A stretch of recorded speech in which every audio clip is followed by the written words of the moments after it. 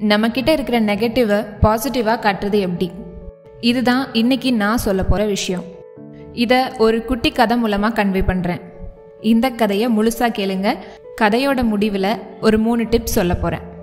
கதைக்குள்ளே போகலாமா? நீங்கள் கேட்டுட்ருக்கிறது கதைவாசம். உங்கள் கூட நான் நந்தினி பேசிகிட்ருக்கேன். ஒரு நாட்டில் ஒரு அரசர் இருந்தார். ரொம்ப தைரியசாலி. நிறைய போர்க்களங்களை சந்தித்து அதில் வெற்றி அடைஞ்சிருக்காரு. துரதிருஷ்டவசமாக அந்த நாட்டோட முக்கியமான ஒரு போரில் இவருக்கு பலத்த காயம். அந்த போரில் இவர் ஜெயிச்சாலும் இவரோட ஒரு கண்ணையும் ஒரு காலையும் இழந்துட்டாரு. ஒரு நாள் அந்த அரசர் தனக்கு முன்னாடி ஆட்சி செஞ்ச அரசர்களோட ஓவியத்தை பார்த்தாரு. இவருக்கு மனசில் ஒரு ஆசை.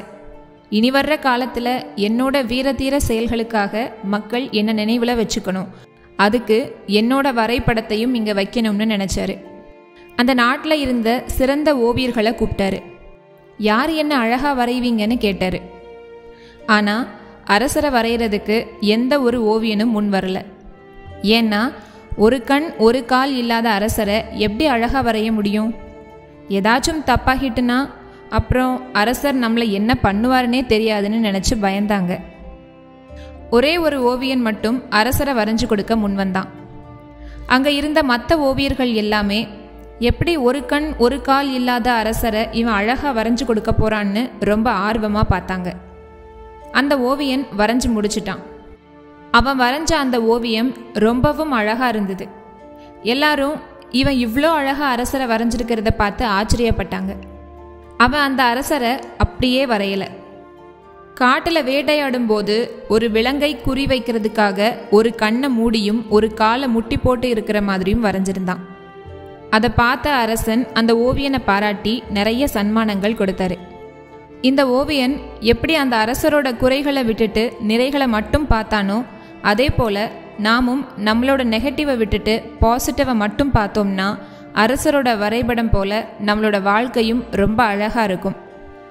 சரி, நெகட்டிவை எப்படி பாசிட்டிவாக காட்டுறதுன்னு சொல்லியிருந்தேன்ல, அதை பற்றி இப்போ பார்க்கலாம். இது எல்லா விஷயத்துக்கும் பொருந்துமான்னு கேட்டால் கண்டிப்பாக பொருந்தும். எல்லாமே நம்ம நினைக்கிறது தான். எதை விதைக்கிறோமோ அதுதான் திரும்ப நமக்கு கிடைக்கும். நடக்கிற எல்லாத்தையுமே பாசிட்டிவாக நினச்சி பாருங்களேன். முன்னாடி இருந்த டென்ஷன் கவலைன்னு எதுவுமே இருக்காது. ஆஸ் யூஷுவல் லைஃப் அப்படியே மூவ் ஆகிட்டு இருக்கும். அதை விட்டுட்டு முந்தைய நாள் நடந்தது, போன வாரம் போன மாதம் நடந்ததுன்னு எல்லாத்தையுமே மனசில் போட்டு குழப்பிக்கிட்டா இன்னைக்கு நாளை சந்தோஷமாக அனுபவிக்க முடியாது. அந்த 3 டிப்ஸ் என்னன்னு சொல்கிறேன். ஃபர்ஸ்ட் டிப், உங்களோட கஷ்டமான நாட்களை எல்லாமே உங்களுக்கு கிடைச்ச ஒரு எக்ஸ்பீரியன்ஸாக பாருங்கள். செகண்ட் டிப், உங்களை சுற்றி பாசிட்டிவான சர்க்கிள் இருக்கிற மாதிரி பார்த்துக்கோங்க. நெகட்டிவான ஆட்கள் சுற்றி இருந்தாங்கன்னா உங்களை டவுன்கிரேட் பண்ணிகிட்டே இருப்பாங்க. அப்போது உங்களை பற்றி உங்களுக்கே நம்பிக்கை இல்லாமல் கூட போகலாம். அதனால் உங்கள் சர்க்கிளை கரெக்டாக வச்சுக்கோங்க. தேர்ட் டிப், எதையுமே நெகட்டிவாக பேசவே பேசாதீங்க. நீங்கள் வேலைக்கு போகிறவங்களா இருந்தீங்கன்னா இல்லை வேலை தேடிட்டு இருக்கீங்கன்னா இந்த ஒரு டிப் ஞாபகம் வச்சுக்கோங்க. ஒரு விஷயம் உங்களுக்கு தெரியுமான்னு கேட்டால் உண்மையிலேயே உங்களுக்கு தெரியலைன்னா தெரியாதுன்னு சொல்லாமல் நான் அதை பற்றி கற்றுக்கிட்டு இருக்கேன், இல்லைனா கற்றுக்கிட்டேன்னா பெட்டராக என்னால் பண்ண முடியும்னு சொல்லி பாருங்கள். இப்படி ஒவ்வொரு விஷயத்தையுமே பாசிட்டிவாக யோசிச்சிங்கன்னா உங்களுக்குள்ளேயே ஒரு கான்ஃபிடென்ட் வரும். உங்களோட செயல்கள் எல்லாமே பர்ஃபெக்டாக இருக்கும். அடுத்த ஒரு சிறுகதை பதிவில் உங்களை சந்திக்கிறேன். தொடர்ந்து இணைந்திருங்கள். ஒன்றாக பயணிப்போம். நன்றி, வணக்கம்.